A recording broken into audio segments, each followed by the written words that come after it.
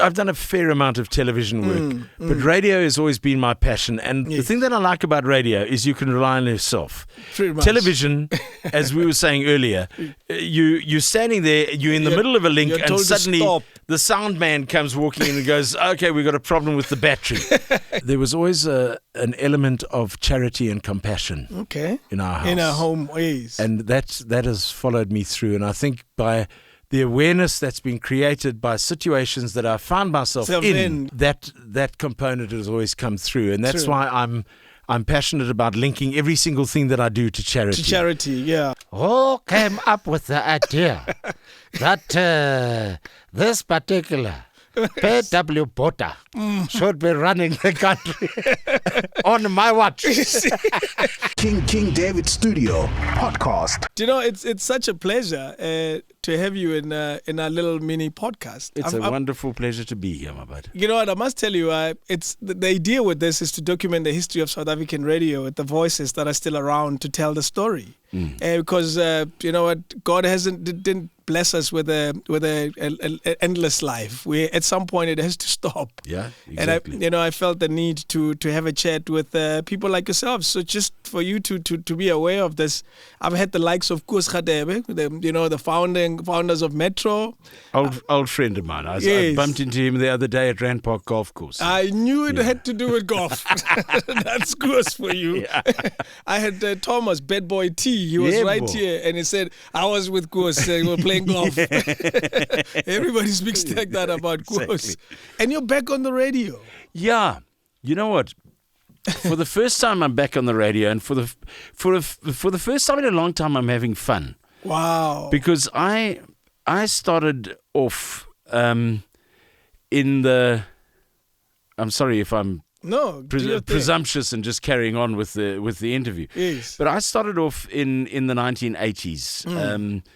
Which was a really, really torrid time in the political history of this country. Yes. I finished school in 1981. I went to compulsory military service in 1982 and 83, and then I went to Rhodes University in 84. The reason why I went to Rhodes was at that stage the only formal education you could get to go into media was journalism. Okay. So I went down. I allegedly studied journalism. Did you have anything else you wanted to do, though? I did speech and drama as well. Okay. Because both of those offered courses in radio. Okay. So I got a bachelor of the Victoria Hotel. Yes. Which is where we went to drink. I like how you say it's a legend. You try not to take it serious. No, radio's not serious. Media's not serious. We've got to have fun in it. There's some kids whose parents are paying 80,000 rands a month thinking that their kid is serious. Exactly. They're not. But then I joined. I was very fortunate. What they did is the Rhodes Journalism Department had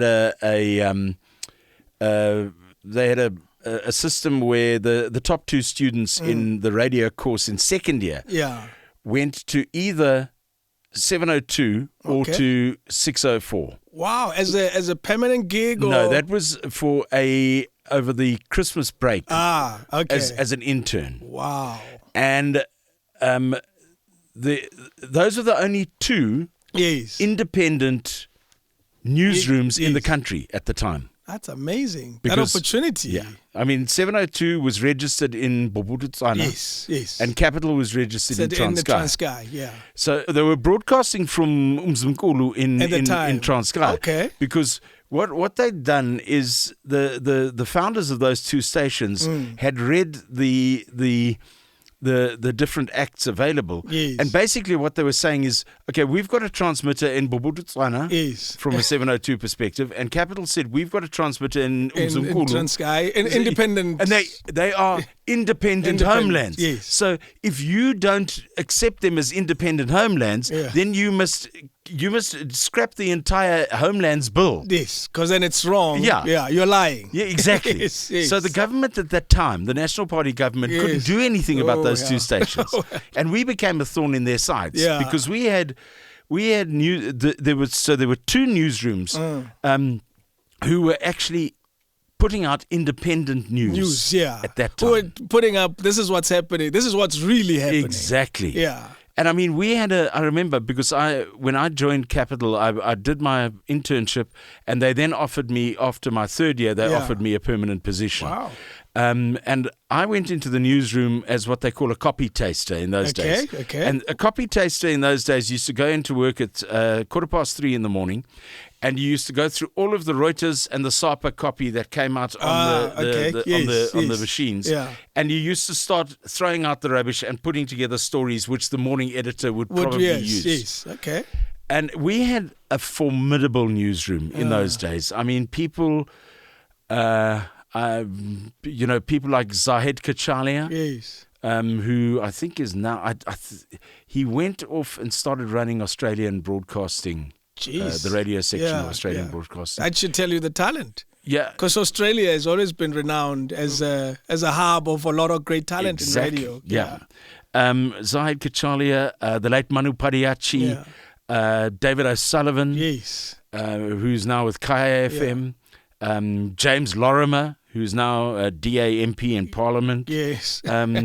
Paddy Clay. I mean, we had some really serious great people. Yes, talent. I know. Charlie Rasmus, who's now with us at 2000. That's it. Yes, he always talks about those olden days of 604. It's 604 and 702. Yes. Wow. So I started off working with independents. And I always have. I've never worked for the national broadcaster. I know. As a TV host. As a TV host, I did, but that was a subcontract. Yes, of course. Yes, but I've never worked for the national broadcaster.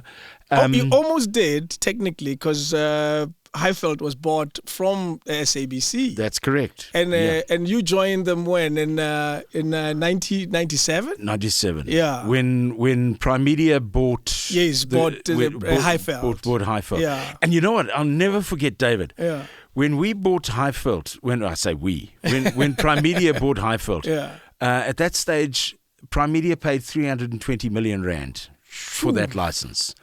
That's not small. No, it wasn't. That was 1996. Yes. And at that stage, I can't remember the guy's name, but the person who was heading up sales at SABC said, "You are absolutely mad to buy it for that price, because there is no way that Highveld can ever make more than 52 million rand a year." Because that's what they were doing turnover. with it. That means that's what they were able to make. That's what they were doing. Yeah. And I know how much it started making. Well, by the end of my tenure in 2010 at Highveld, we were doing close to R1 billion. I remember a report that showed 700 million rands, and that's a long time ago. Yeah. Wow. Amazing. I want to go back to a time that you highlighted, and you'll be the first person I even speak to this about. Your military time. Tell me the call up to go and what your reaction was, or was it expected as a white South African? This is what you're going to do, whether you like it or not. Yeah, you had no choice. You were called. You had to register for military service as a white male South African in Standard 8 at school. It was done through the school system. And you were then in the pool, and during the course of your matric year, you got your call-up papers. Jeez. And that was it. You was it, yes. You had two choices. No, actually you had three. You either went to the army and did your military service. It was conscription. If you refused to be conscripted, you went to jail for 6 years. Jeez. Or the other alternative was to actually flee the country. Yes, and fight for liberation. And get out of the country. So even if you went to university, you still had... As soon as you finished university, they will say, it kicked in again. Comiso. So it wasn't... I think a lot of people these days, we 25 years on now, out of apartheid. I think there is a perception that a lot of... that white male South Africans actually wanted to go to the army. we had no choice. Yes, you were going to jail. Yeah, exactly. You either went to jail or you fled the country of your birth, or you hid somewhere, which was impossible. Yeah, exactly. Yeah. So it was a really difficult time for young. And you know what, David? You were 18. We were 18 years old. Yes, you were kids, and you were given a gun and told that skit. We were given a gun. Yeah. And there were guys who walked patrol on the border of what was then Southwest Africa and Angola. Yes. There were guys who went on insurgency operations into Angola, into Zambia, into Lesotho. Yes, into all these neighboring countries, And they were 18 years old with a gun. And they weren't allowed into a nightclub in Pretoria because they were under 21. But yet that's how bizarre it was. They had a gun and they could shoot and kill. But they couldn't go and dance. Yes. It's bizarre. Wow. It was a bizarre time in our lives. It really was. And was there ever a time when you felt this is not right? When during that moment? Yeah, you know what? At that stage, you're in a different space because you have been conditioned. Yes, from quite early on. Exactly. Yeah. You did cadets at school. Oh, and so there was a way that they moved you into that slowly, system. Yeah. But I'll never forget when I came out of the army and went to Rhodes University. Yeah. And suddenly you get into journalism, speech and drama, you're in the arts section, and you're exposed to a whole load of people, a lot of information yes. and people. And I'll never forget, we had an incident on campus at Rhodes University. I in my third year, I was elected onto the SRC, which was the first NUSAS SRC at Rhodes University. So we were part of the National Union of South African Students, which was associated with the UDF and all of that, the liberation organizations. Yeah. And there was a protest march that happened on campus, and the police came onto campus and shambucked the students. Yes. Yeah. And at that stage, the Vice Chancellor, Derek Henderson, called for a full, because the police had come onto campus, he called for a full protest, which in terms of the law he was entitled to do. As long as you go on protest and have a protest march through the town of Grahamstown, as long as you're wearing your robes and hoods and all the rest of it is a formal university protest, and they are entitled to do that, or were entitled to do. That's interesting. And he called that protest, and we went on that protest, and as part of the SRC, we were obviously there, and we had all the organizations behind us, one of which was, at that stage, an organization called the Black Students Movement, the BSM. And BSM at that stage was headed by the late Mvuzo Mbebe. Wow. And he was with the SABC. Yeah, that's right. Yes. And I'll never forget getting back to the SRC offices. It had been a blindingly hot day. And we had all been processing down properly, and BSM was behind the SRC. Yeah. And they were toying down. BW Bota. And everyone just, and we got back to the SRC offices, and Vuzo was never ever a small man. No. He was always a lot. And he came into the SRC and he was sweating, and I'll never forget it. He came up to me and he said, "Yo, Jeremy, freedom must come. I'm sick and tired to toy." And there were many more years to come. Exactly.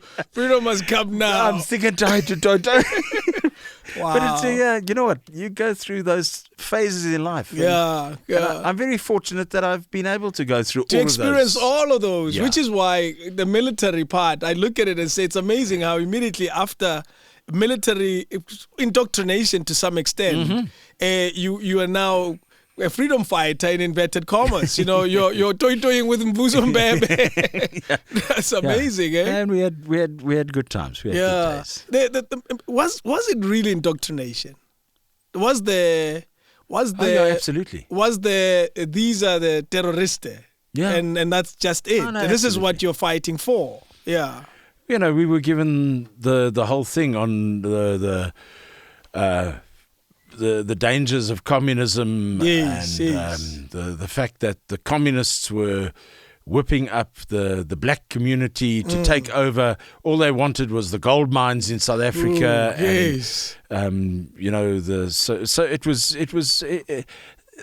There was a psychology behind it. Absolutely. That was very well designed. Yes. And it worked. And it worked. It worked for a long time. It did work for a very long time. Actually, we still suffer a lot of it even now. Yeah. And I think a lot of it, David, I don't know how many generations it's going to take to actually get rid of it.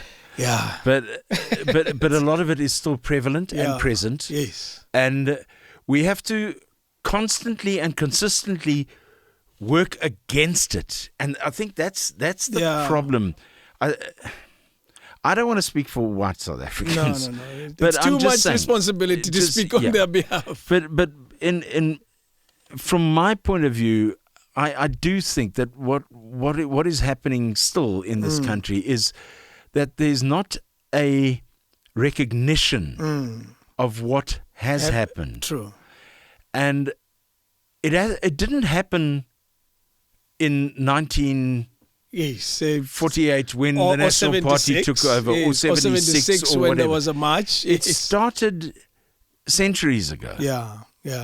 And so we've got centuries of restitution that we actually need to address. Yeah. And you've got to sit back and go, okay, 25 years on, you can't expect the majority of this public to suddenly go, okay, it's all cool now. Don't worry about it. Yeah. No, it happened.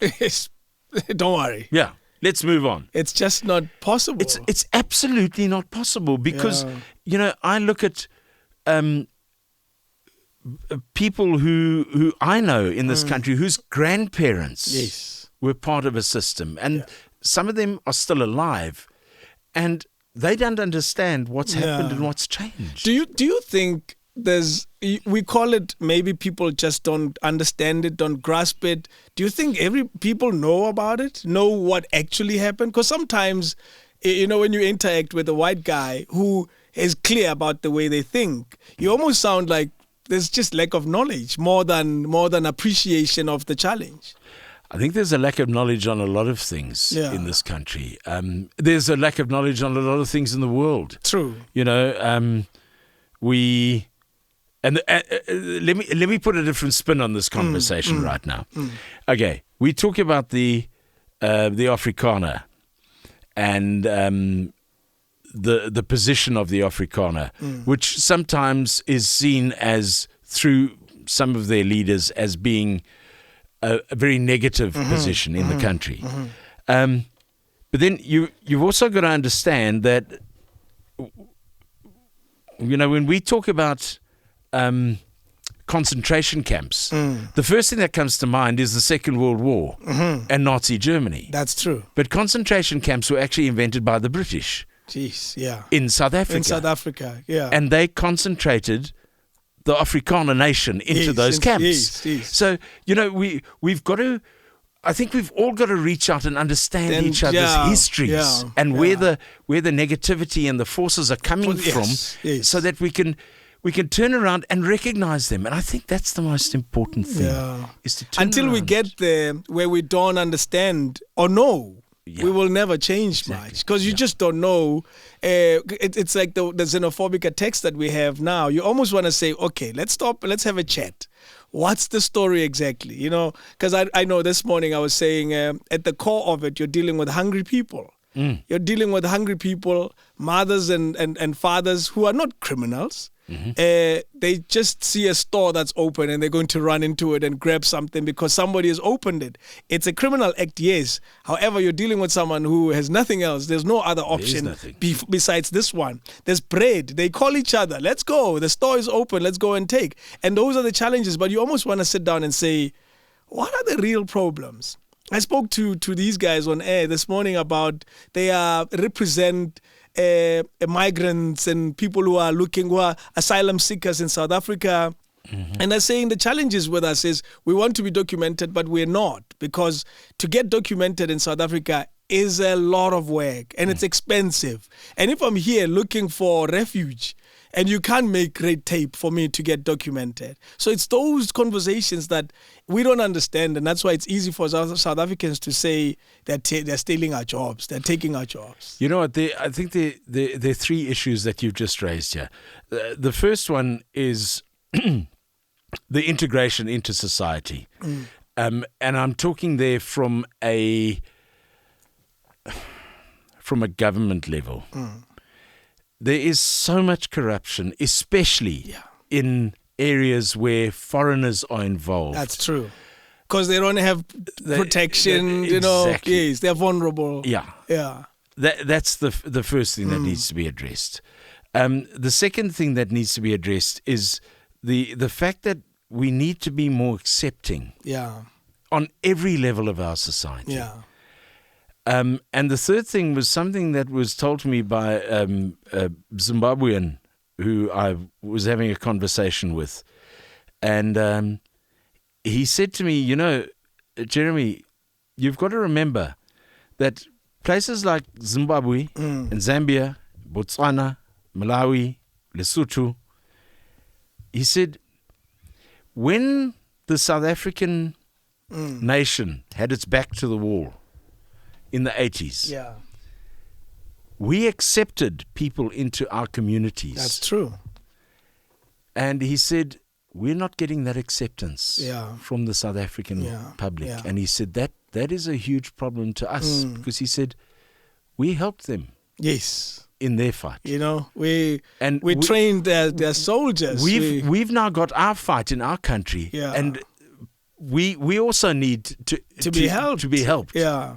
We want that help as well. And it's a very, very poignant point. Because I saw a debate against that when someone said, but the Nigerians that may have helped Mandela and the ANC in those days, Mandela, when he was looking for refuge in Nigeria, he wasn't peddling drugs. He was just there looking to help. And, so you see, it becomes another debate. Exactly. Becomes another debate. So, but yes, that's not the reason we're here, you and I. We're not here to solve... to solve Africa's problems. No. We leave it to presidents and kings, I guess. But the transformation, I call it a transformation from your indoctrination to seeing the injustice of apartheid. Because the way you tell your story, you say it was almost immediately after you left the military, you went to university. When you got there, you already joined all sorts of things, particularly SRC and later on in your years there. And which was protesting against all sorts of things. Rhodes is documented very well in its protest against apartheid. I went to University of Durban, Westville. Okay. We had the same militant nature about it. That's why you have the likes of Sputla, who's a former mayor, the Malusi Gigaba, and many others who came through the ranks of University of Durban, Westville. Rhodes has the exact same history. What happened to your mindset? And I imagine it's not something that happened then. It must have happened much earlier in your life that made you see that this is not right. Yeah, you know what? There was understand that I grew up in a community that was very different in a lot of ways. Because I come from Grahamstown, from that area. We came from a society where there was that almost disconnect between what you could probably call town and country. Okay. Where the town was mainly centered around the university. Okay. It still is to some extent. It is. Yeah. Which was and is and hopefully always will be a very liberal institution. True. Yes. Which brought liberal values into the city. Yes. And then you had the countryside of it, which was a farming community. Yes. But a farming community that was very connected to the people who were part of that community. I remember all of my uncles, I had 5 uncles. Yes, you were very lucky. Four of them went off and fought in the Second World War up in North Africa and Italy, and then came back to South Africa. And one of them was running the family farm, and so the other 4 went up to Zambia, and they went to earn money. They went and worked on the copper mines up in Ndola and Kitwe and that, and they earned their money and came back to buy farms in the Eastern Cape. But every single one spoke isiXhosa. Wow. Usithethile. Yes. Zonke. Usithetha kakuhle. And I remember when I was a child, and I've lost a lot of it now because I've been living in Joburg. You do lose it. You lose it, yeah. But when I was a Kwedin, yes, ndithethile. Yes. Abantu se Yeah. And that to me defines that area. And it was one of the very few farming areas in South Africa that first elected, in those days, a progressive federal party candidate to Parliament. Wow. And already the thinking was... the thinking was very different. Errol Moorcroft was a farmer in the Queenstown area, and he became the PFP representative for the Albany constituency. He kicked out a guy called Jaap Olkers, who was the National Party candidate. It's amazing you still remember. Yeah, no, I do. No, because the thing is, I went to school. I went to school with Jaap Olkers' daughter, Ilse Olkers, who was also very liberal. Even though her father... Because of where she comes from and where she's growing and up. She was exposed. We were exposed to a lot more stuff than I think a lot of white South Africans were. Yeah. Because of the environment that we grew and up moved in. that type of to the Transvaal of that time. Because I grew up in Pretoria.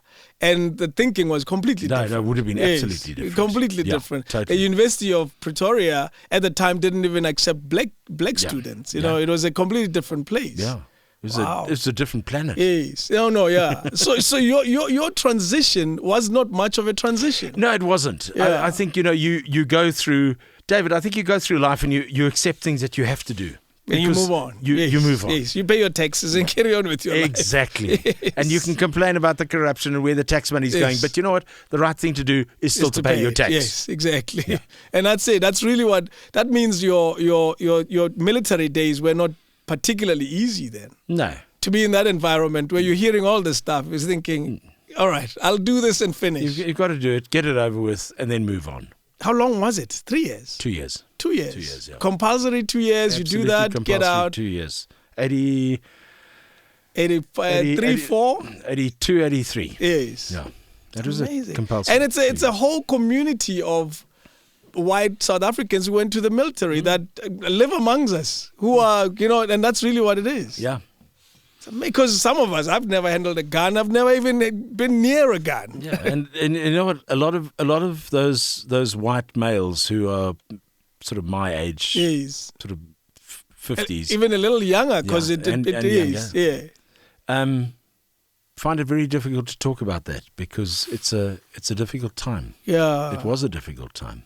Jeez, and it's one of those where, and I don't think we appreciate it that much. I don't think conversations about it have really happened. They need to be. The conversations need to come out. Wow. Yeah. It's amazing. We live in a completely different country now. Yeah. When none of that, you go to the military because you need a job. Exactly. Yes. Because you don't have anything else to do, so you go and get a job there. I don't think it would be a bad idea right now, given the level of unemployment. Yeah. Amongst the youth specifically. Yes. I don't think it would be a bad idea if we started 6-9 month period where people go to the military. Yeah. They learn a little bit of discipline, but they are also then sent off and taught a trade. Yes. Because that is the one thing that has disappeared off of this country's surface is the tradesmen. The hands with the skills with your hands. Your plumbers, your electricians, your fitters and turners, your boiler makers, artisans. Yes. We need those people because a lot of them were because of the National Party structure. What they did very cleverly is they set up state-owned enterprises like like your ESCOM. ESCOM and all the rest of it. But they trained white male South Africans into artisanship in those skills. So what they basically did is they employed their nation. Yes, exactly. Yeah. And I don't. Once you leave the military, you join that. Yes. Yeah. But I don't think that's the one thing that the ANC has not got right. Yeah. Is they have not trained their people, own staff, so to speak, into moving into areas, the growth that of the country. Yeah, yes, exactly. Even if it's not about jobs, it's about the country's growth. Yeah. It's actually a very important point that how it almost seems like there's not a well thought out plan. Yeah, but you know what? To be honest, you've got to give credit where credit's due, and the ANC has done a huge amount for uplifting the incredibly poor in this country. Yeah, but it's really difficult, and Africa has proved it. It's really difficult for a liberation organization to take over and then run a country successfully. Yeah, you've just liberated the country, now run it, and you go, but we don't have the skills. That's so you almost want to. And I've said this before. It didn't go down very well, but what the hell, I'm talking to you. I can say whatever. I know you're very popular with the Complaints Commission. Okay, I've been there a few times. But the thing is that you almost want to say, okay, we have now liberated the country. Yeah. Turn to the government of the day that has been running the country for the last 40 years and say, right, we're going to subcontract this to you, but on the following basis, that this is what you achieve. You have to do. Yeah, exactly. Yeah. But just carry on doing it and run the administration and then teach us how to run the administration. I can tell how that won't go well. Oh, I can tell. Lutuli House would be turning around and going, So you think we should open a tender? A tender called Run Government. And you think this will work? Yeah. So who'll be the CEO? www.rungovernment.co.za. And one more thing, Kaulesa. Who'll be the CEO? Vervoerd. Yeah. You can't. It's not going to work. You see, I can see how they could say it's not going to work that way. I can see how Matiba would say, who suggested that? Who came up with the idea that this particular PW Bota should be running the country on my watch? Never going to happen. I'll say once again. I think. Your radio has been, you've created how, I got a call up. I have to tell you this. Ooh. I got a call up from, who was a program manager at the time when you were, he's still there. Come on now. Can I forget his name? Indian fellow. Ravi Naidu. Yeah. I got a call up from Ravi. And at the time I was producing breakfast for Metro. And the call up was, come, let's have a chat. I remember, 94.7. It's like, dude, I got the big call up. And I worked for Metro at the time. And Metro was a huge station. Mm-hmm. And I went up to Sandton, had a meeting with Ravi. And he said, hey, man, we want your service. And I said, to do what? To come and help out on breakfast on your show. And I said, okay, that's a cool one. I remember saying these words to him. It's like getting a national call up. And I kind of like that, even though I was working for a national brand. Because it always looked cooler. 94.7. It always looked like, man, I want to work for those guys. They look like they're doing stuff that I want to do as well on radio. And the call up at the time, I said to him, how much are you giving? I was earning very little. I was earning 10 G's a month at the time. And I said, how much are you willing to give? He said, will you be prepared to take 7? I said, but I showed you how much I'm earning. I remember I used this phrase, and I used it many times after. He said, sometimes for you to kick the ball very, very far, you have to step back so you can run and come to kick it very far, very far. And I said, but I'm hungry. I can't kick the ball with an empty stomach, even if I run backwards. I like that. Yes. So what do we do now? He said, let's have a chat, but I really like what you're doing on Metro. Let's continue talking. 2 years earlier, I was working for an ad agency. We are at Sachi and Sachi. We are at your station. Agencies do presentations. Yeah. And I'm in the lift guess who I'm with? The great Jeremy Mansfield. I wouldn't say the great David. I remember thinking, whoa, man, I was afraid to even say hi.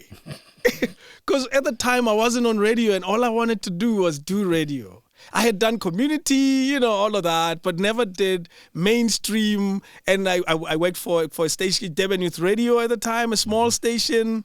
And I wanted to be, and now I'm back in Joburg, finished my degree, and I'm with Jeremy Mansfield. That moment meant nothing to you. It meant to me, it said, your dream is getting closer. And now I've been with SABC for 20 years. That should tell you something. Why didn't you take the job? You chop. I was fine at SABC. I was curious about 94.7, but I knew I wouldn't take it for less money. It was really about the money. And it's to me, it was not even really about the money. I was fine at SABC. I had an interesting responsibility. I was doing a breakfast show. I had never done a breakfast show before. This, for me, was like the biggest opportunity of all time. But yet, I was curious. You know how men end up cheating? They're just curious. How do you bring cheating into this? He's happy with his wife. But yeah, Bonang looks interesting. Yeah, it's that bull standing in the field there. That's it. Lengomo or Lengomo. Which one do you take? That's what happened. So the question you're asking is, why didn't I cheat? I felt it was the wrong thing to do. Okay, good. Well, so, we've established one thing: you don't cheat on your partners. Well, that's a story for another. So that's what happened. That's what happened then. But I must tell you though, that the call up was a sign of, you're not so bad. Just keep going. That's really what it meant to me. He even told me about a number of books in that conversation. He told me about Good to Great, Jim Collins, and it's a book I read now. Yeah. And that conversation sparked that book. He said, you know what, read that book. It'll show you that there's a lot more that you can do. So there was a lot of that. So Ravi and I do, as small a moment as it may have seemed, it was quite important to me. Yeah. And I say to you, the kind of radio you were doing, the rude awakening. But I want to go back to 604. We'll come to that. How long were you at 604? Started in 85. December 86. And I was there till 89. Yeah. And then I joined Supersport. Okay. When they were just starting. What were you doing at 604? I started in the newsroom. Yes, and then you moved up and ended up on air at some point. I started as a copy taster, then I became a journalist. Yes. And then I was moved from news into programming. Yeah. And I was given I became a producer in programming. Yeah. And then I was given a Saturday afternoon show. Jeez. And that's a nice, steady growth. Yeah. Yes. And you know what? David, that's important, I think, in this age where I'm seeing youngsters. When I say youngsters, I'm old. Yes. So I can say youngsters, people in their 20s, who want instant gratification. Oh, you walk into a radio station, or you walk into a job, any job, and you want to, within 6 months, you want to be the marketing director. My niece is an intern, and she's applying for a management position. Yeah, you see. Yeah. That should tell you. No, yeah. I mean, it took me until I got my first, what we call in media, strip show. That's where you're working 5 days a week. Yeah. It took me 86 to 93. That's a long time. 94. Yes. It's almost 10 years. And that I got my first strip show on 702. Shoo. Because I went from Capital to Supersport. Yes, 702. 702. Then when Prime Media bought the Highfield license, Stan Katz at the time, I remember, approached me and said, "Would you look at putting together a morning show?" Yes, and I said, "Absolutely." Let's do it. That we started in January 1997. Whew. And I did that for 13 years. 13 years. Left in 2010. The day after the Soccer World Cup final. I wanted to ask you that. Yeah. Did you leave? You waited it out. Well, I actually resigned in the February of 2010. Okay. And the board came to me and said, look, wait up. This is such a big year and we have sold so much into that. Yeah. And if we turn around to our advertisers now and say, this guy's leaving, Mansfield's not going to be here, they're going to go, well, then maybe maybe we shouldn't. So they said, please do us a favor. And I said, fine, I'll stay on until the day after the Soccer World Cup. Yeah. And on that last day, I did my last show. And I said, thank you. I'm out. I had that show. I was listening to that. Oh, really? It was big news. It was the headline. It was headline that Mansfield is leaving. We thought you'll never come back. Look at you now. Now I'm having fun. You're having a lot of fun. Yeah. And Supersport, you went there doing sports journalism still. Sports presenter.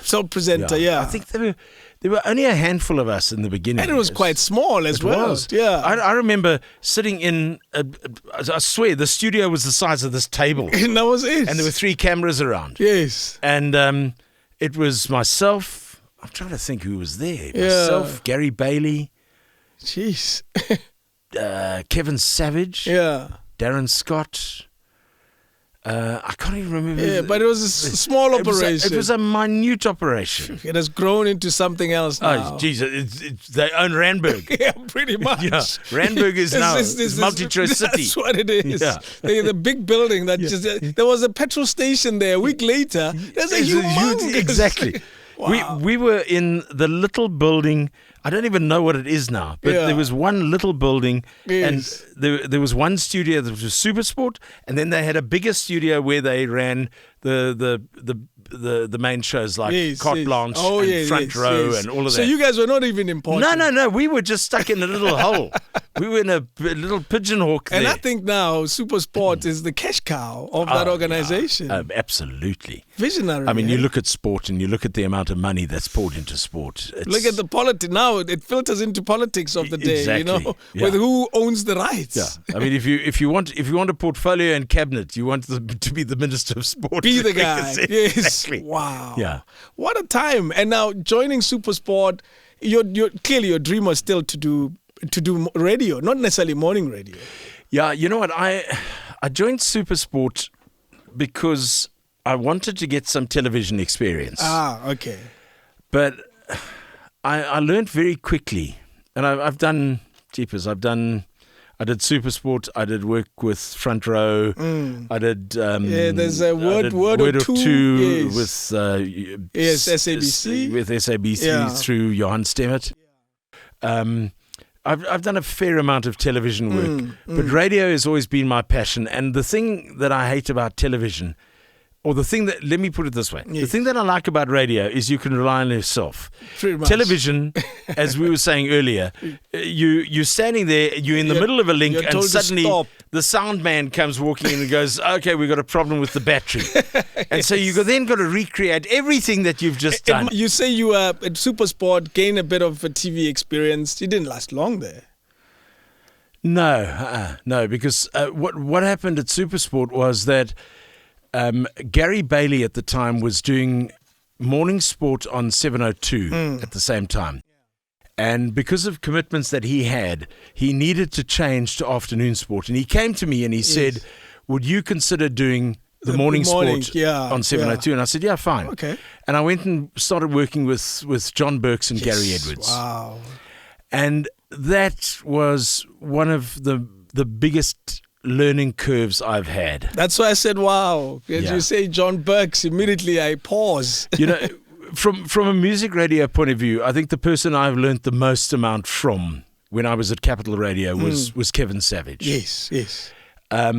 When I went into the talk show side of it, John Burks taught me the art of two things: the art of timing on radio and the art of using characters on radio. Yeah, which is something you still do even now. Yeah. Which is a makeup of a breakfast show, really. It's part of it. It has to be. It's different people play different roles. Yeah. And listeners fall in love with different people. Exactly. They may not like the whole group, but they absolutely love that one.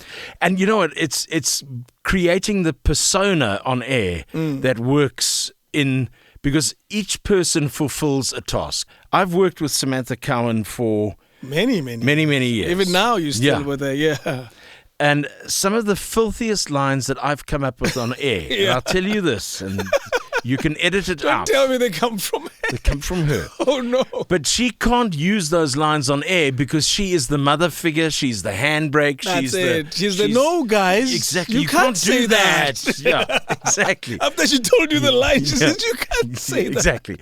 And I use the line and she'll go, oh, you can't say that on the radio. And you're going, switch off the mic. Yeah, she says it back to you. But it's all about how the persona works. That's on it, air. yeah. And that's how you create a proper morning team. That's it. Yes. Is by getting the right characters together. Yeah. I wish all program managers knew that. You know what? Program managers know very little. As a presenter, I've been through I don't know how many. Yes, I can only imagine. And you just go, okay. You listen to them and you say, thanks very much. Yeah, cheers. Goodbye. But the best program manager I ever had was the first program manager of Highveld when Prime Media took it over. Okay. And we started the Rude Awakening. It was a guy by the name of Malcolm Freed, who is now one of the... He went on to work for Bloomberg in Europe. Yeah. And Malcolm, I think now, is the marketing director of Discovery Worldwide. Okay. So it's probably not even based here. No, he's based in London. Yes, okay. Yeah. Malcolm was a brilliant... He understood what he needed to let go and let run. And let it be. Let it be. Because that's what happens with breakfast radio very often. You don't hold back. No. You let them run, and when they go too far, you then rein them in. You're like a parent. Exactly. Yeah. And I'll never forget, he came into the studio. We'd been on air for about a year. Yeah. And he came in with this file. Yeah. And sorry, Jonathan, I'm going to use you as a prop. And he came in with this file and he went, and I said, what's that? Yeah. He said, that is the annual report of the Broadcast Complaints Commission of South Africa. How big was it? To ICASA. And that's going to Parliament. Yeah. Oh, boy. And I said, so? He said, read the front index. And I picked it up and I opened it and there was the front index. And it started listing the stations and the complaints. Yeah. And it was Rude Awakening 94.7, Rude Awakening 94.7, Rude Awakening 94.7, Gareth Cliff 5FM, Rude Awakening 94.7. And I said, okay, what are you trying to tell me here? He said, 49% of all complaints laid against radio in this country, nationwide, are from your show. And I said, okay, what are you trying to tell me? He said, if it doesn't look like that next year, I'm not renewing your contract. That's what I went, yes, I like my program manager. This is the best ever. Exactly. Wow. Because he understood the art of offense is not always a bad thing. He understood that what essentially Prime Media had bought was a radio station that was just wallpaper. That's it. It didn't even have a phone number. It didn't have any character at all. It had an audience that advertisers didn't necessarily want. True.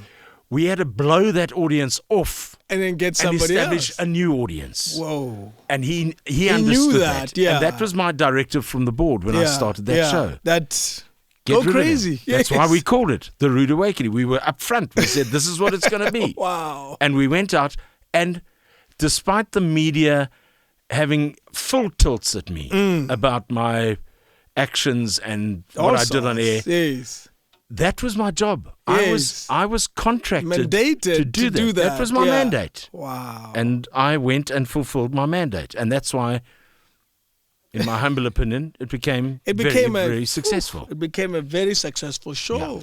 Yeah. That we would hear stories at the SABC that those guys, they talk about a yogurt and the yogurt company delivers yogurts.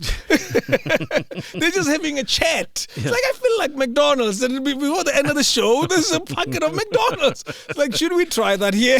We don't know what will happen. So those stories are clearly true. They're true. But the difference was, I'll tell you what the difference was, David. Yeah. Is that they would deliver McDonald's. But we would then sell a package to McDonald's because we would go straight in afterwards and say, do you see how successful that was? Yes. How about you come and be a partner with us? You come and be a partner with us. And that's what I think a lot of radio has lost these days is the partnership. True. And And that is what is so vital. Yeah. Is I remember phoning. I remember once there was something. I came up with an idea, and I thought this could work beautifully. And I thought, who could it work for? And for some reason, I thought, okay, you know what, this would work with Pick and Pay. Yeah.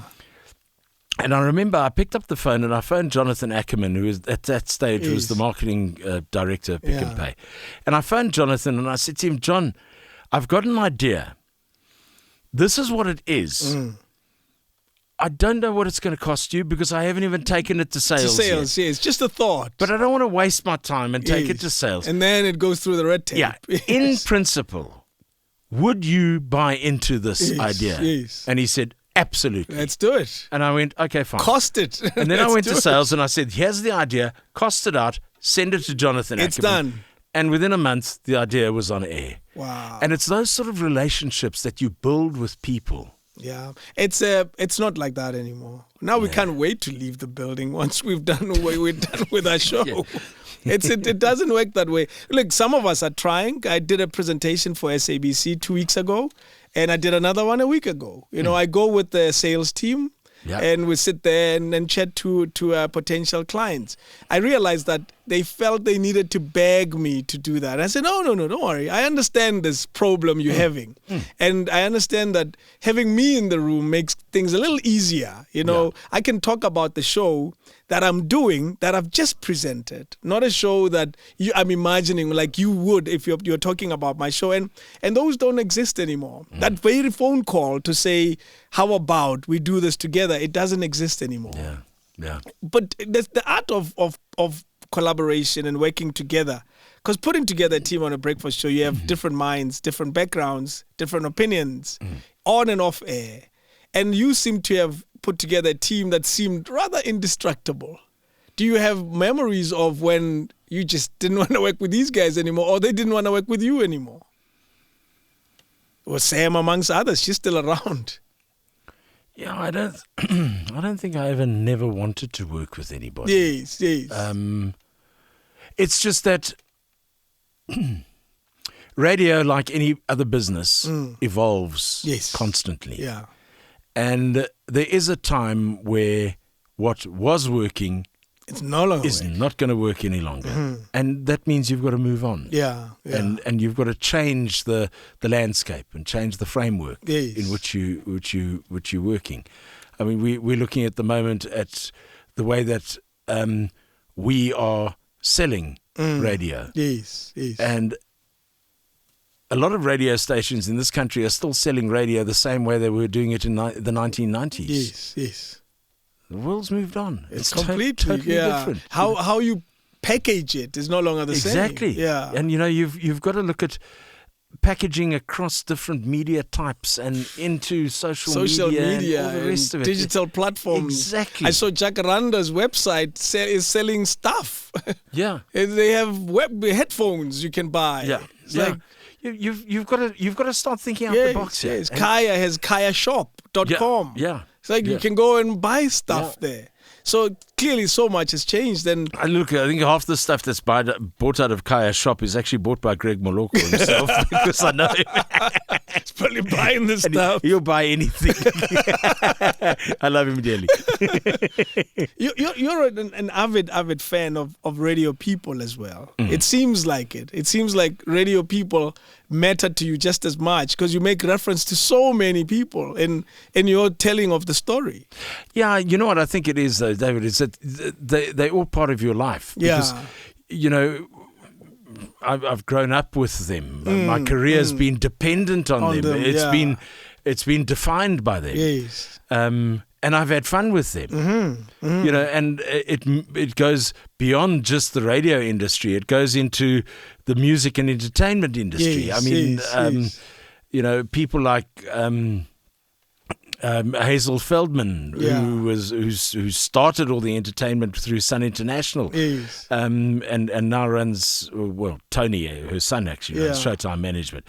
Roddy Quinn, Ati van Wyk, all real of those. concerts, big concerts. They're all familiar names. Exactly, yes. but I've sort of grown with them. Yeah. Because we are all interlinked, and I think it's part of the problem with some of the people who are in industries at the moment, that they don't realize what industry they're in. Yes.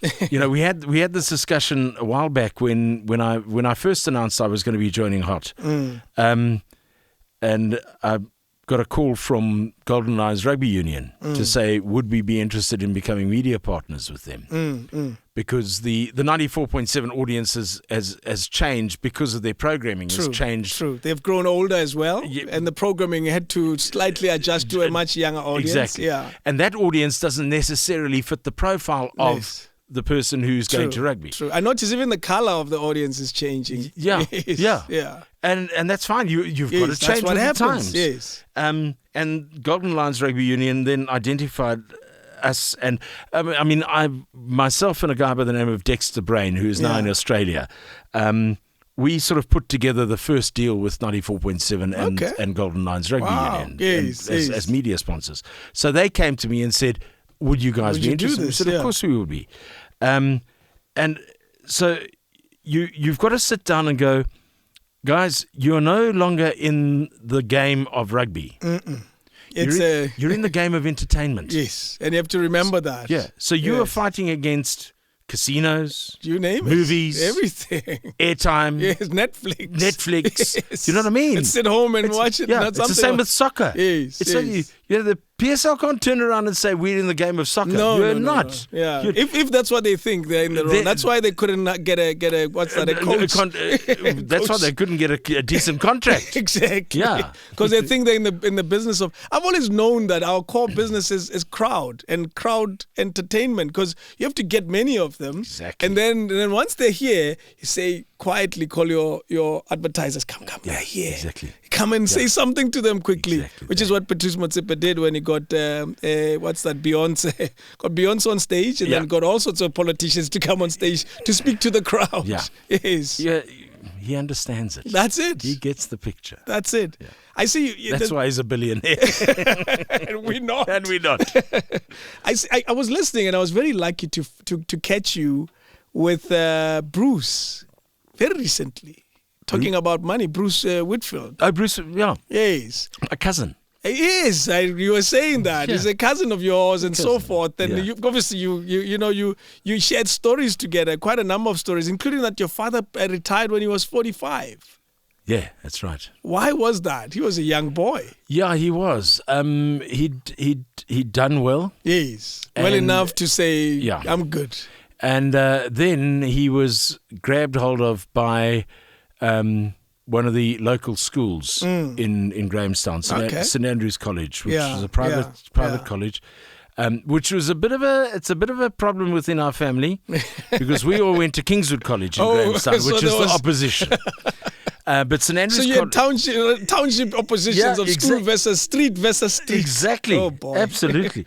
And St Andrew's College was in financial problems, and he was pretty good with finances, and he took over as what they called their bursar. Yes. And he built up the school's finances, brought it back to life to a sustainable level. Yes, and I hope it remained since. It is, and St Andrews is a very, very successful college financially. Yeah. Wow. My dad was he. So he's semi-retired, because then he went to help out. My father's passion was cricket. Yes. He was a national cricket umpire. Okay. Jeez, he was quite serious. Yeah, no, absolutely. And he used to prepare cricket pitches. He loved that. Wow. But he used to be off almost every third weekend or so. He would be away, because he'd go off on a Wednesday to go and umpire Western Province against Transvaal in Cape Town. Jeez. He Did that influence your interest in sport? Because your radio career has sports sprinkled all over it. Yeah, no, I think quietly. No, you know what, David? I think it's us as South Africans. Yes, we are all passionate about sport. We are more passionate about it as fans than players. Exactly, absolutely. And the thing is that I think we managed to. And this is the strength of South Africans, is we manage to identify our teams and we follow them passionately. Yes. Properly. I mean, I've got my teams are defined. Yes. That's it. Who do you support? Cotton Lions Rugby Union. Yeah, okay. Right. You look like you're thinking about it, but go ahead. No. Okay. Kaizer Chiefs. Yes, oh Don't boy. Oh, you're in trouble. What?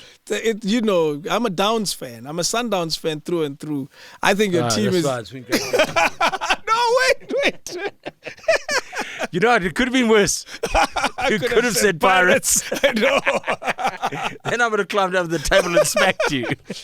What made you fall in love with Kaizer Chiefs? Because I have a secret admiration for Kaizer Chiefs. I think it was because when I was younger, it was probably the only South African football team that somehow got exposure into the white market at that time. Yes, that's true. And I think Kaizer Matong was very clever there. He did well. You know, it's the same as the Blue Bulls. Yes. Do you know that the Blue Bulls following in the black community is the highest of any rugby union in the country? Yes. I'll never forget going through before 2010 World Cup, when they were rebuilding all the stadiums, and the Blue Bulls had a semi-final, and then a final, and it was in Soweto. They played it at Orlando Stadium. Oh, that was a big game. I remember that game well. And we went through to the semi-final, and I'll never forget, just one road up from Orlando Stadium, we went into a shebeen. Yeah. And I said to the Kogo there, I said, Imalini Hansa Ezingulu. And she said, yo, 15 rand. I said, Ege. Zana ge. Ezagbanda yo ndakfuna.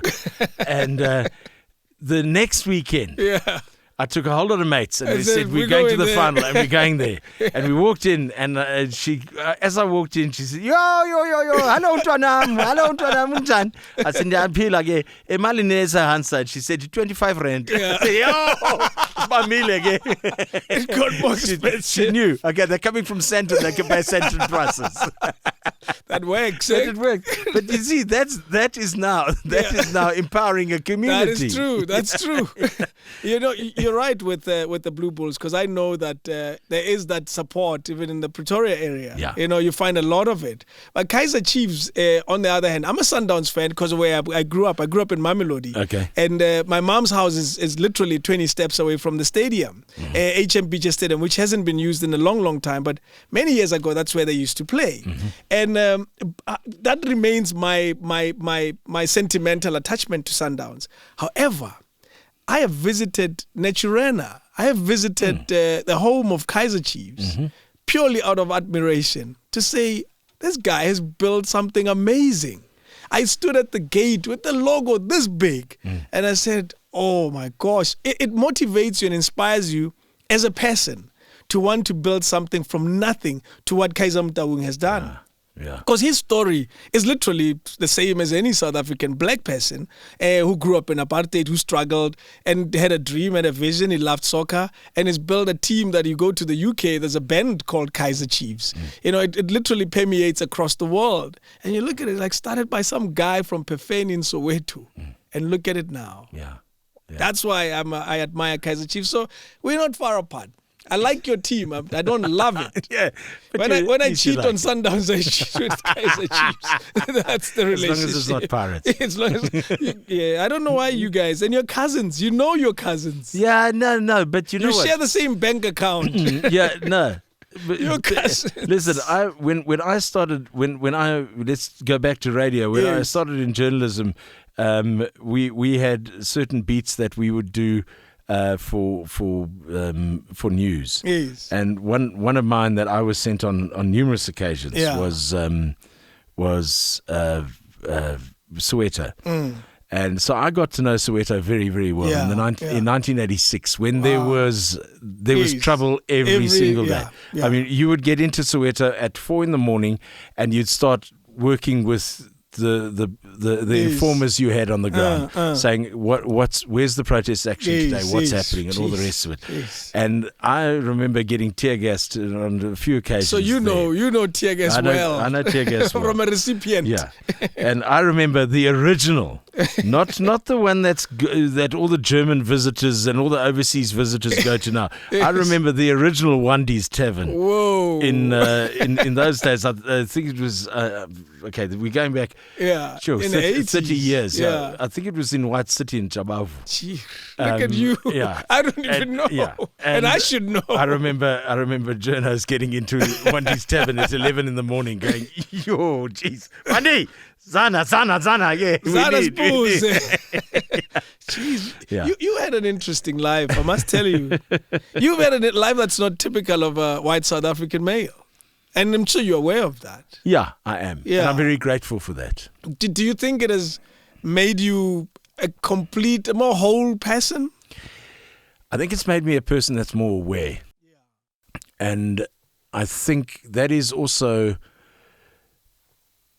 No, I need to go back to my childhood. There was always an element of charity and compassion in our house. In our home ways. And that has followed me through. And I think by the awareness that's been created by situations that I found myself in, that component has always come through. And that's why I'm passionate about linking every single thing that I do to charity. To charity, yeah. You know, I don't think a lot of people know, but one of the reasons why I decided to go back into radio with Hot 91.9 was because for many, many years I worked on radio stations to generate revenue. Yes. To be distributed to shareholders. That was the job. Yeah, yes. That's it. That's what you're there for. Yeah. And every quarter the shareholders come in and they go, we want this amount. Yes. We want that amount. Yeah. So that's your job. We didn't do well last year. We need to do better. That's what you got to do. Yes. For the first time in my life, I wake up now in the morning because Hot 91.9 is essentially at the back end a non-profit organisation. Yes, it is. It's a community station. It is. Yeah. And so all of the profits are distributed straight into charity. Yeah. So I wake up in the morning now and I go, okay, what am I doing? And before I go on to thinking what the programming aspect is, my first thought is, okay, I'm feeding 1,250 school kids, 3 old age homes, 2 early childhood development centres, 4 animal shelters. You know, and it's a 180-degree turn in your mindset. Yeah. And then you say, okay, right now that we're doing that, let's go and have fun. Because I know there's hot cares? Hot cares. Yes, there's hot cares, yeah. So I guess it's really about all these charities that you guys are looking at. That's the reason why we're on air. But you started something that everybody will always remember. I think 94.7 will struggle to let go of that idea of giving away in December. What is it called? Christmas Wish. Christmas Wish. Yeah. What a concept. Yeah, it was something that we came up with because we felt the need to do something over Christmas. True. And I'm very glad that they continued with it, yeah. And a lot of other stations have picked up on it. Yes. You know, as soon as we started that, I think Jacaranda started something similar. The Angels. Yes. And then we moved Christmas Wish onto KFM down in Cape Town. Yes. And then 702 and Cape Talk picked up and they started doing the birthday wish in July. We do Christmas Wish now on Hot as well. Yes. We started it just works. Yeah, it works. And you know what? It's what we should be doing. It's what radio should be doing. You know, I spoke earlier about Jonathan Ackerman. His father. Yes, is it Raymond? Raymond Ackerman. Yeah. I'll never forget one of the things that he said that I've stuck in my brain for years and years. He said, "Doing good is good business." That's it. Wow. And imagine that right. You're talking about one of the most successful South African business people to say doing good is good business. Yeah. And it is. Jeez, it is. It remains. And it's also good for your soul. Yeah, it makes you happier. Yeah. Yeah, you're happier when you give something away to someone who badly needs it. You know what? I find that I'm happier giving something than receiving something, to be honest.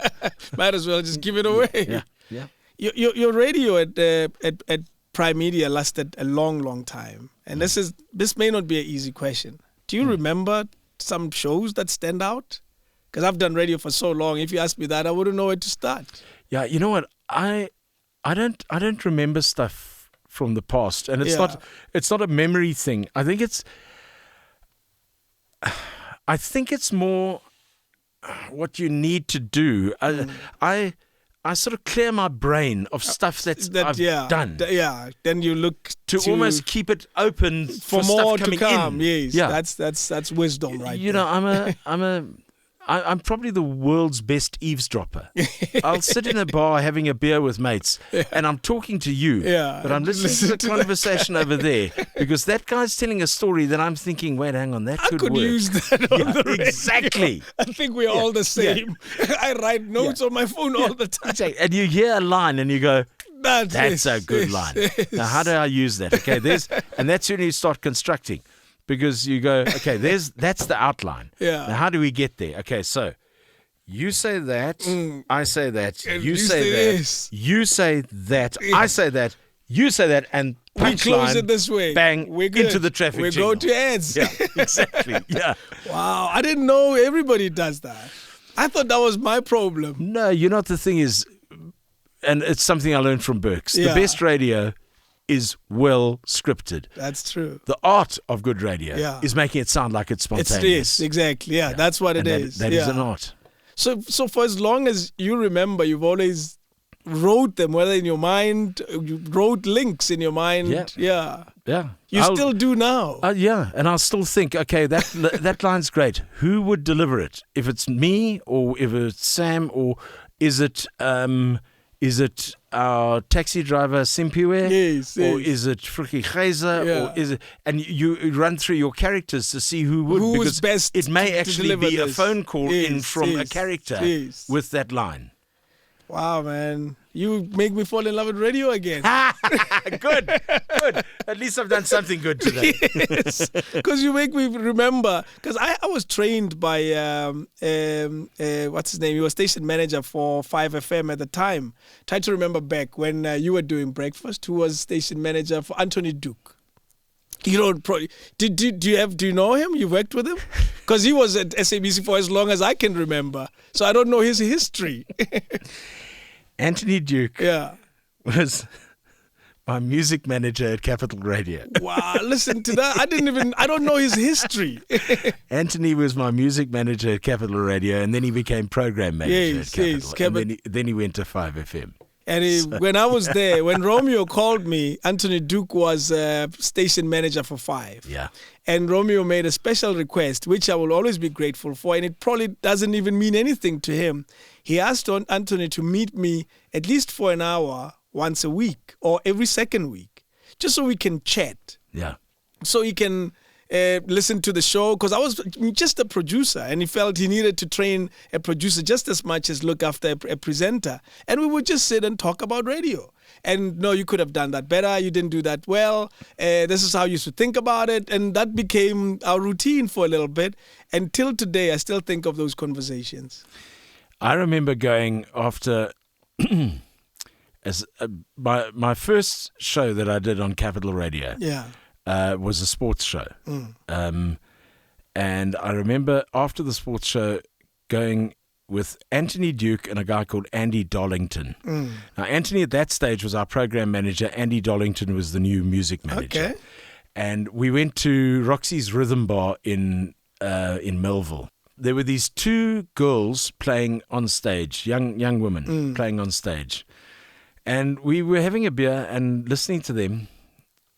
And Anthony had an ear for music that was second to none. It was phenomenal. Wow. And when they finished their set, he called them over and he said to them, listen, you know what you should do? You guys are very talented. You've got everything going for you. But you're just playing the wrong songs. You should be covering this. And about a month later, he said to me, he phoned me up and he said, it was a Sunday afternoon, and he said, let's go down to Roxy's. I want you to see something. And I went down to Roxy's, and we sat down, and there were the same two ladies, young ladies. They'd changed their clothing. Yeah, changed their music. They changed their music. Wow. And they played a set. And I sat there, and at the end, I said to Anthony, these acts are brilliant. They're brilliant. It was all him. And that was Little Sister. Wait a minute. Yeah. That became Little Sister. Little Sister. Yeah.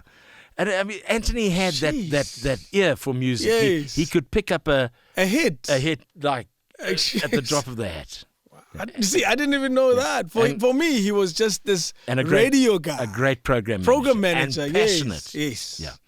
But, David, you know what? Most of the people I've known in radio are passionate. True. You know, you talk about 5FM. I mean, people like Anthony, like Lance Rothschild. You know, I'm still a fan till today. Kamala, yes. Those guys. Kus Khadebe. Those were. Kus pushed the commercial side of the SABC, and he made that a success. Only out of passion. He found very little and made it work. Absolutely. Yeah. You know, those are the legends of this industry. Lance Rothschild will be sitting on that chair very soon. Oh, really? Yes. We interesting. It's I guess we cross these paths because I've never worked with Lance at all. Mm-hmm. And when the MTN Radio Awards started, the second or third year, they needed to introduce African language radio, and they needed some insight. At the time, I was working for sales at SABC. And I had done a lot of presentations for a lot of people, and one of those presentations was at MTN. And they saw me, and I thought, this guy has a fairly decent sense about radio. They called me up and said, we have this thing that we're sponsoring as MTN, but we don't understand it. So we want someone who represents us in that board. Okay. You know, so go there and play an important role. And in my presence there as a co-chair was to introduce African language radio and community radio stations. Right. And now community radio stations are part of the competition. It's no longer sponsored by MTN. It's now a Liberty. However, the community radio is still a part of that. And I always look at them and say, I don't want to take part. I don't want to lose. And yet I introduce these people who will be competing with. I don't want to lose. I fought for how we judge them. You know, you can't judge it. You have to judge it in a certain way. And all of that. And Lance is still chairing that organization even now. Doing a wonderful job as well. An amazing job, yeah. He puts radio on the map. He makes it still important to a lot of people. Yeah, and it is something that I think from a radio point of view that we need to protect because we don't want to lose this tradition because it's something that is so vital to so many aspects of this nation. I mean, if you look at stations like Mhlobo, yes,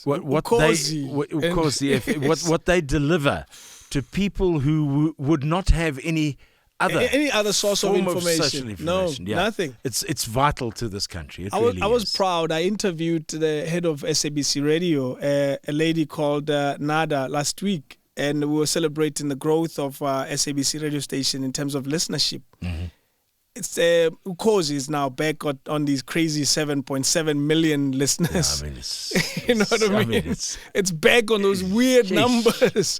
Mhlobo is also on 5.6 million listeners, and this is a growth, by the way, because they were hovering on the 7.1. So the 7.7 is like we're still a force to be reckoned with, and that tells you when so many other media platforms are becoming big players, your social media. And radio remains a force that is unshakable. And I look at that and I say it's important for us to maintain this tradition, as you call it, of making radio a beacon, an important part of the communication tool in South Africa. You know, there are two things that I've learned. One thing is video didn't kill the radio star. Not at all. It didn't. Yeah. And last night, no DJ ever saved a life. No one at all. Yeah, exactly. Well, there's some people who argue otherwise. Who says the party was dead. And some guy came and played something and we were saved.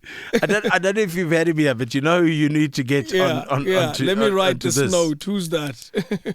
The man with the most magnificent voice in radio. I know. Wait. Everybody has suggested that name. Yeah. I don't know why I haven't called him. Why? Treasure Chabalala. Treasure Chabalala. Of course I knew you'd say that. Treasure's pleasure. Hey, good evening, babies. Oh, that's exactly how he sounds like. And he's still going and he's still cooking. And the women still love him. Still love even him. though he's so bloody old. He's as grey as they As get. grey as anything. But as soon as he goes, it's treasure here. Yo. You sound like him. I should have treasure. I love him to bits. He's a beautiful person. And His story is so linked to the success of early Metro. It's amazing. well, he started at Capital Radio. I didn't even know that. Yeah. Yes. Treasure's pleasure. 10 to 1. It's just you and me, baby. You're serenading even me. Treasure's pleasure. You cannot match that. No, you can't. No, you The can't. greatest voice. There was a time when radio was about the voice. Yeah. It has There changed was- quite a lot. Absolutely. Yeah. Yeah. There was a time.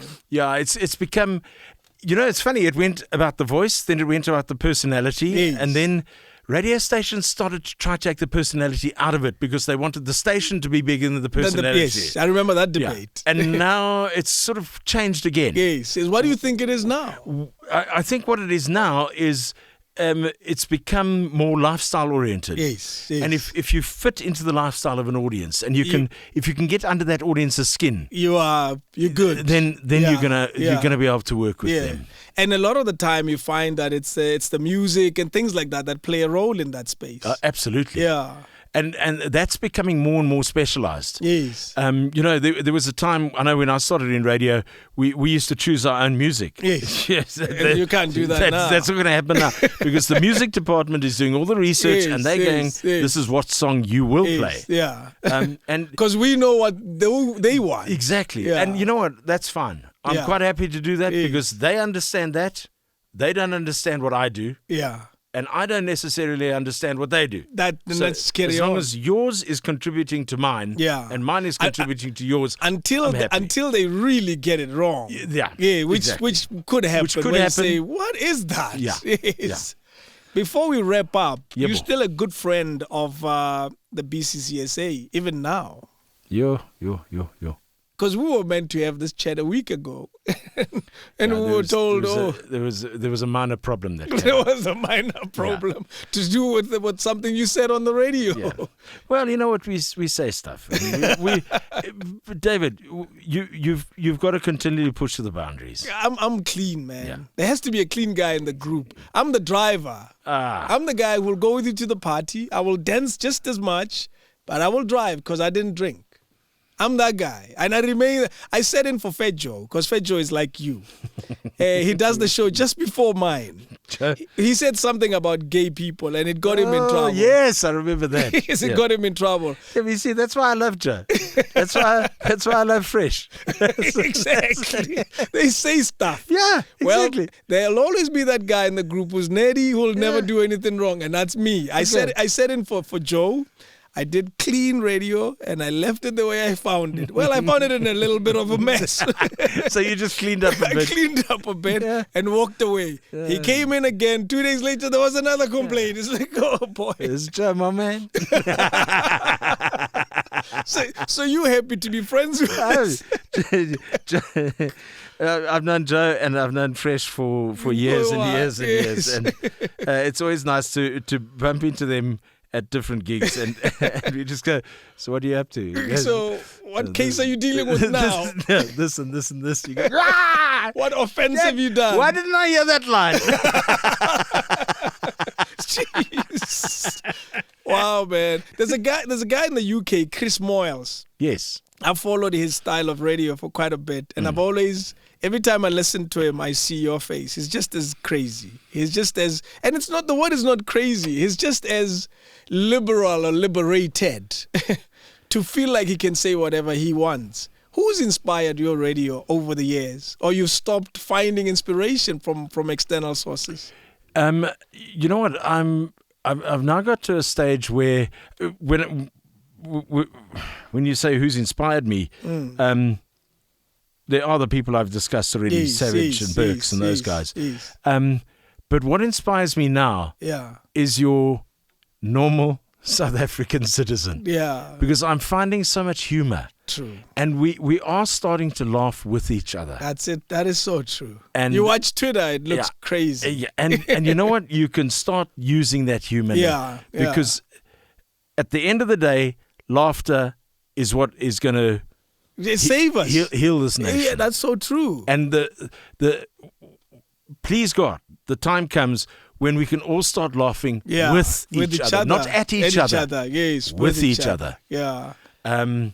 So, yeah. It's common everyday stories. You're eavesdropping. Exactly. It's those common everyday stories that people relate to. Yeah. Because they can. Yeah. That's what works. I started the show yesterday complaining about the breakage and then South Africa and the politics. And I was talking to the newsreader. And she said, so you're going to help us not to think about it, right? Yeah. I said, that is my job. Yeah. For the next 3 hours, I will try as best as I can not to let you think about what's happening around us. So we can for a second forget. And that's the role that I feel we should still continue to play. Yeah, I think, you know what, there is so much in the world, especially with social media being such a big player in our lives now. Yes. There is so much negativity that you get that gets Caught forced on you. Yes. You actually just want to go, yo, guys, just can I not chill. Be a part of this? I just want to. Morning shows are the hardest shows to do because people don't actually want to be there. No. They don't want to be up early in the morning. No. They don't want to be in really bad traffic. Yeah. With stuff happening. Yes. So you're working against something already. Yes. Just let it chill. Yeah. And let it relax. Yeah. Relax. Give them a few laughs. Wow. There's a song in the musical Chicago called Razzle Dazzle. Mm-hmm. And the words to it have always been, to me, very poignant. Yeah. You should take a listen to it. Give me the old razzle dazzle them. How will they see with sequins in their eyes? Yes. It'll make a great radio name. Yeah. What's happening? We're just razzling. Hey, Treasure Shabalala with the Razzle Dazzle Show, baby. Oh, you're doing so well. It's actually crazy. You know what? It's been such a pleasure. I can hang out with radio people for hours. Yeah. And in my world, you're one of the greatest we've had in this country, and you probably don't think so. No. Yes. But in my world, you're one of the gifts to this industry. You know, the story of radio, without a page or two, without your name getting a page or two, would be an incomplete story. And I say thank you for the radio you've given us, and thank you for allowing us to have this chat. And I'm sure it's one of those that will get viewed a lot or listened to quite a bit. And I say thank you for coming here. Thank you for the invite. I appreciate it. It's a real honor. Yeah. And carry on with what you guys are doing. We listen. We pretend we don't. Radio people always pretend they don't listen to each other. We listen to everybody. We're always checking what else is happening. I know. I was at Kaya FM a week or so ago. Mokwele was launching an album, and I had a chat with the program manager, Neil Johnson. Oh, yes. Okay, there's another rubbish from the industry. Another rubbish from the industry. Oh, Johnson! I remember when he was music manager at 702. Yes. Yeah. Jeez, how many years ago? 467. We had a brief chat, and I remember saying to him, "How is it going here?" He said, "Hey, it's a little tricky." I said, "What's going on?" It's because of you guys. He won't admit it, but he knows what's happening. You know, because 2000 has been growing quite phenomenally. We've changed the music quite a bit to make it old school, but the payoff line, our music, your memories. Yeah. So the idea is to make it completely old school, 70s, 80s, 90s. Anything new, we'll pretend it doesn't exist yet. It has to be super popular for us to not to ignore. So, and that's really what's happening. And that has turned us around quite a bit. And it's set us up on such an amazing rise. And stations that are not playing this game anymore, they are going to lose out. And it's pretty obvious because you guys do the same thing. Same thing. But you know what? long may radio rise. That's it. Whichever yes. form Whichever it is. format, let it go. Let it rise. Let it rise Yes. and let it carry on. Yeah. Let it grow and be big. I'll give you one piece of advice about your studio. Yeah. You need to put in one of those revolving doors. Okay. Instead of just one you open and close. Yes, tell me why. Because that way you can get Bob Mabena to come in and do an interview as well. Because that's the only way you get him into a radio studio. He walks in, and Leaves. 3 months later, 3 years later he walks out. And 3 years later he walks back in. And then 3 years later he walks out. He's not going to be happy with this. I'm going to edit this clip and send it to Send it straight to Bob. Hey, Mabena, I love you. That guy inspired my radio. Yeah? I listened to him. I remember exactly where I was. I was at university doing my first year. He was the biggest thing on radio. And I said, I want to try that. But before that, I'd had him on Radio Bob when I was in high school. And I thought, I want to try that. But I didn't take it as serious as when he was on Metro. And I said, that's what I want to do with my life. Okay, next time you speak to Bob Mabena, ask him for his ID book. Yes. Why? You will not believe what Bob's second name is. I don't know it. I should know it. I know your first name, which you don't care for. No, that's a family tradition. Yes. You use the... We use the second name as the naming name. Wow, I like and that. the third name is always the mother's maiden name. Yes. Ah, okay. Yeah. But Bob... What is it? Well, we'll find out. You find out. Bob... We'll find out. I can tell you something. Bob, if you take his first name away, Bob is the biggest Dutchman you will ever find on this planet. Is he Hendrik? No way. Ask Mabena. Could Bob be Hendrik Mabena? It's possible. Yeah, exactly. Because Panyaza Lisuf, his name is Hendrik. Yeah, Hendrik. Panyaza Hendrik Lisuf. Exactly. It was fun. Thank you so much. Thank you, David. You are a star. Thank you, my buddy. Lovely to talk to you. Thank you so much. Thanks. Ladies and gentlemen, the great Robert Jeremy Mansfield. Clayton Yeah, Mansfield. There we have it. Thank you. King David Studio Podcast.